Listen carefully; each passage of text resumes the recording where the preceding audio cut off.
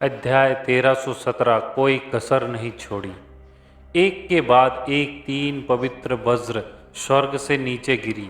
हालांकि विशाल गरजने वाले बादल के फैलने का कोई संकेत नहीं दिखे। इसके बजाय ये धीरे धीरे अगले पवित्र ब्रज का निर्माण करने लगा। और एक कैसे हुआ, ये कैसे असंभव है। सभी आश्चर्य में चिल्ला उठे। यहाँ तक कि द्यू महल के अनुभवी मास्टर और भगवान बुहाजू ने भी कई मामले नहीं देखे थे। केवल एक ब्रह्मांड मास्टर को अपने ईश्वरीय परीक्षण के पहले भाग में लगातार 6 से अधिक भयानक पवित्र वज्रों का प्राप्त करना होगा। 7 पवित्र वज्र, ये निश्चित रूप से एक आसमान ईश्वरीय परीक्षण है। धमाका सभी की निगाहों के सामने थंडर क्लाउड ने फिर से एक नया पवित्र थंडर दागा और 7वां पवित्र थंडर देखने के बाद सभी की आंखें खुली की खुली रह गई।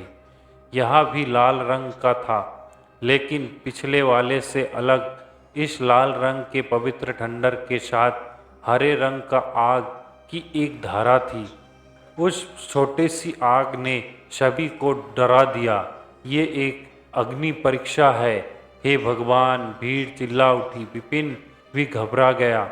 वे उस हरे रंग की आग लौ से अधिक परिचित नहीं हो सकता था।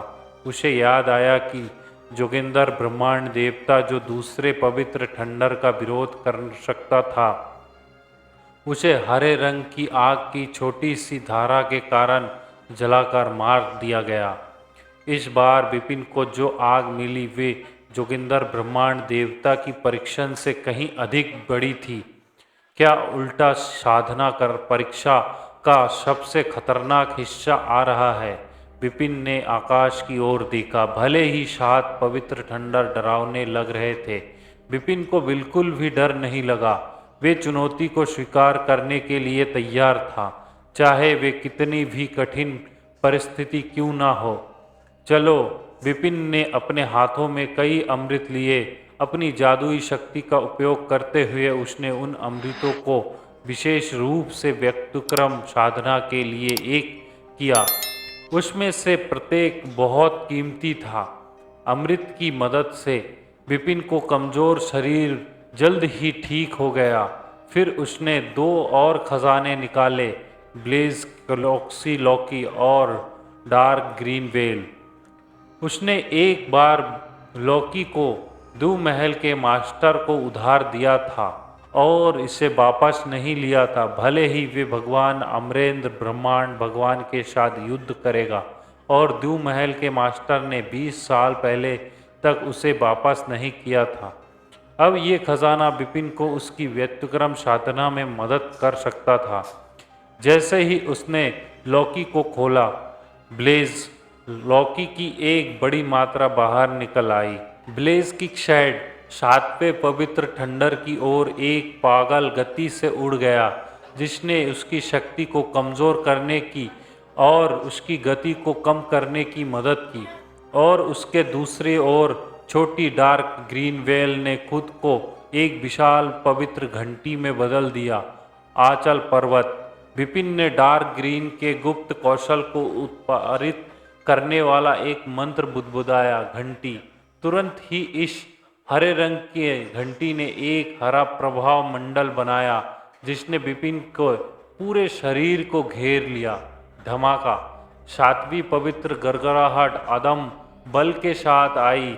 ये ब्लेज किक शेड से गुजरी और तुरंत घंटी से टकराई, जिससे एक धीमी और गहरी आवाज़ निकली। घंटी हिंसक रूप से हिल गई और सतह पर एक दरार दिखाई दी, और दरार खतरनाक दर से बड़ी और बड़ी होती गई और अंत में फट गई। हालांकि 7वां पवित्र थंडर और उसके भीतर की हरी आग अभी भी शक्तिशाली थी और विपिन पर हमला करना जारी रखा। विपिन को झटका लगा और उसने अपनी बची हुई सारी शक्ति को जुटाने की कोशिश की। रक्त पर्वत तलवार। विपिन ने अपनी सारी शक्ति रक्त पर्वत तलवार में उत्पन्न की और उसे 7वें पवित्र थंडर से टकराने का आदेश दिया। इस बार टक्कर ने सातवें पवित्र ठंडर की शक्ति को आधे से भी ज़्यादा घटा दिया। केवल शक्ति का एक छोटा सा अंश और हरी आग का एक छोटा सा हिस्सा विपिन की ओर बढ़ा। इस समय विपिन तुरंत रक्तनाशक प्लेट कवच से सुसज्जित था। धमाका! रक्तनाशक प्लेट कवच से कमजोर होने के बावजूद जलती हुई हरी आग अभी भी काफी उग्र थी और विपिन की बहुत दर्द पहुंचा रही थी। विपिन ने बहुत सारा खून थूका और तुरंत पीला पड़ गया क्योंकि हरी आग भी बुझ गई। आखिरकार विपिन ने सातवें पवित्र ठंडर का सफलतापूर्वक विरोध किया, लेकिन एक पल के बाद ही विपिन ने पाया कि स्वर्ग की गड़गड़ाहट से आठवां ठंडर उबल रहा था और आठवां ठंडर। प्रतिभाओं के बीच सर्प सन्नाटा छा गया। जो देख रहे थे, विपिन को भी इसकी उम्मीद नहीं थी। अब फासिंग एलिक्सर के अलावा कुछ नहीं बचा था। जल्द ही उसके हाथ में एक और अमृत आ गया, अनमोल फोनिक्स एलिक्सर। ये खास तौर पर गार्ड टेस्ट के लिए तैयार किया गया था, जिसमें विपिन एक पल में अपनी सारी शक्ति को 100% तक वापस पा सकता था। एक असाधारण अमृत, लेकिन एक टेस्ट में सिर्फ एक ही अमृत लिया जा सकता है। यही कारण है कि विपिन ने इस अमृत को निगल नहीं। जब उसने चौथे, पांचवें और छठवें ठंडर के हमले में अपनी सारी शक्ति समाप्त कर ली थी, लेकिन इस बार उसके पास कोई विकल्प नहीं था। उसने बिना किसी हिचकिचाहट के इसे निगल लिया। जैसे ही उसने अमृत निगला, उसने अपनी शक्ति को उससे भी ज़्यादा तेज और गति से पुनः प्राप्त कर लिया, जो कि जहरीले कीड़े के राजा की मदद से था। पासिंग एलिक्सर का एक साधारण कार्य आसपास के पवित्र ठंडर की शक्ति को मेरे शक्ति में बदलना है। कोई आश्चर्य नहीं है कि मुझे बताया गया है कि ये केवल गार्ड टेस्ट में ही भूमिका निभा सकता है। अद्भुत! विपिन की शक्ति का अब अपने चरम पर पहुंच गई थी। हालांकि उसका प्राचीन देव शक्ति और आत्मशक्ति अभी भी समाप्त हो चुकी थी, क्योंकि अमृत का उपयोग केवल आध्यात्मिक शक्ति को पुनः प्राप्त करने में मदद करने के लिए किया जा सकता था। ठीक उसी समय जब विपिन ने अपनी आध्यात्मिक शक्ति को पूरी तरह से पुनः प्राप्त कर लिया, एक धमाकेदार ध्वनि ने ब्रह्मांड को हिला दिया। आठवीं पवित्र गड़गड़ाहट पूरी तरह से हरे रंग की आग से बनी हुई थी। अग्नि परीक्षण, संपूर्ण अग्नि परीक्षण। अध्याय 1318 बिजली का आखिरी बोल्ट। अग्नि परीक्षण। यह एक पूर्ण अग्नि परीक्षण था। जिस क्षण इसने आकार लिया, दृश्य पर मौजूद हर कोई हिल गया। विपिन की अभिव्यक्ति अत्यंत गंभीर लग रही थी। उसने देखा कि अग्नि परीक्षण धीरे धीरे कैसे उतर रहा है। वूम! विपिन के शरीर से अचानक भयानक ज्वाला निकल गई। अचानक ब्रह्मांड एक लाल रंग का अग्नि सागर बन गया। विपिन लाल रंग के अग्नि सागर के ठीक बीच में खड़ा था। लाल रंग की ज्वाला ने उसे समर्पित कर दिया और वह लाल रंग के अग्नि सागर का राजा बन गया। वह स्कारलेट किंगडम है। ये स्कारलेट किंगडम है वह गुप्त कौशल जिससे सीक्रेट आइलैंड के द्वीप ने प्रसिद्धि प्राप्त की। स्कारलेट आइलैंड के मास्टर ने स्कारलेट किंगडम को उसे सौंप दिया। लाल रंग के अग्नि सागर को पहचानने वाले कई विशेषज्ञ मदद नहीं कर सके, लेकिन हॉन्फ गए। स्कारलेट किंगडम डेयू वर्ल्ड में काफी प्रसिद्ध था। स्कारलेट आइलैंड के मास्टर ने गुप्त कौशल के साथ डेयू वर्ल्ड को जीत लिया और वह दूसरे स्वर्ग में ब्रह्मांड के देवताओं के बीच सबसे शक्तिशाली था। फिर विपिन ने गुप्त कौशल सीखा और उसने भगवान की परीक्षा के दौरान गुप्त कौशल का प्रदर्शन किया। उसने इसका इस्तेमाल किया लाल रंग का अग्नि सागर ऊपर शून्य से उतर रही भयावह अग्नि परीक्षा से लड़ने के लिए। चलो! विपिन ने अपने हाथ में ब्लड माउंटेन तलवार को कसकर पकड़ लिया और चिल्लाया, लाल रंग का अग्नि सागर उछल पड़ा, मानो वह भी क्रोध में दहाड़ रहा हो और अपनी नाखुशी को बाहर निकाल रहा हो। अगले ही पल उसने अपने दोनों हाथों से ब्लड माउंटेन तलवार का हैंडल पकड़ लिया। बिपिन के शरीर से एक उभरती हुई तलवार की आभा निकली, जिसने लोगों को अपनी सांस रोक लेने पर मजबूर कर दिया। ब्लड माउंटेन तलवार भी क्रोध में कांप रही थी। 1 सदी तक एकांत में साधना करने के बाद मैंने लिटिल स्कैटेड स्टॉर्स गेम को हल करके तलवारबाजी को संचित किया और लगातार पचाने और समझने के लिए 1 और दर्जन साल बिताए। फिर मैंने आखिरकार स्ट्रोक तकनीक बनाए। मैंने इस स्ट्रोक तकनीक को विशेष रूप से व्युत्क्रम साधना परीक्षण के लिए बनाया है। ये परीक्षण से लड़ने के लिए पैदा हुआ है और यह परीक्षण को हल करने के लिए मौजूद है। इसका नाम टेस्ट ब्रेकर है। बिपिन ने बुदबुदाया जैसे ही उसने बात खत्म की। उसकी आंखों से एक अभूतपूर्व चमक उठी। उसने अपनी ब्लड माउंटेन तलवार को कसकर पकड़ लिया, बिना किसी हिचकिचाहट के इसे लहराया। भनभनाहट। पूरे ब्रह्मांड में एक ठंडी कानभेदी आवाज सुनाई दी। ये बहुत तीखी थी, जैसे कोई उन्मादी तरीके से दहाड़ रहा हो। एक ठंडी तलवार की रोशनी जो आंखों को लुभाने वाली थी, अचानक जल उठी। यही है 1 रैंक 2 अद्वितीय कौशल। ट्रिब्यूनल पासिंग पिनेकल के बाहर विशेषज्ञों ने घूर कर देखा। तलवार की रोशनी दिखाई दी और उसके बाद उसके चारों ओर एक काला भंवर बन गया। बिपिन की उग्र लड़ाई की भावना और नाखुशी के साथ एक अभूतपूर्व क्रोध और दृढ़ संकल्प था। लाल रंग के अग्नि सागर से घिरा यह अचानक ऊपर आसमान से उतरते हुए पन्ना हरे अग्नि परीक्षण से टकरा गया। पूफ! कोई टकराव की आवाज नहीं थी जिसकी उन्होंने कल्पना की थी, और न ही कोई भयानक दबाव था जो चारों ओर फैल गया था। दोनों के टकराने के क्षण में ये भयानक गति से पिघलने लगा। असीमित पन्ना हरी लौ ने सब कुछ बेरहमी से जला दिया। बिपिन ने पहले जो तलवार तकनीक का प्रदर्शन किया था वह बेहद भयंकर था, और यह अब तक का उनका सबसे शक्तिशाली प्रहार था। ये स्कारलेट किंगडम की सहायता से किया गया एक पूर्ण बल प्रहार था।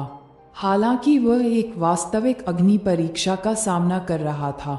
तीनों ईश्वरीय परीक्षणों में अग्नि परीक्षा दूसरे स्थान पर थी। इसका डरावना स्तर थंडर टेस्ट के बराबर नहीं था। ठंडी तलवार की रोशनी को चौंकाने वाली गति से पिघलते हुए देखकर यह बहुत जल्द पूरी तरह से गायब हो गई। हालांकि पन्ना हरी लौ से बनी दिव्य बिजली की शक्ति के कुछ हिस्से बचे थे और यह बिपिन की ओर बढ़ गई। वूम! पन्ना हरी लौ रक्तनाशक प्लेट कवच के संपर्क में आई और अचानक पागलों की तरह जलने लगी।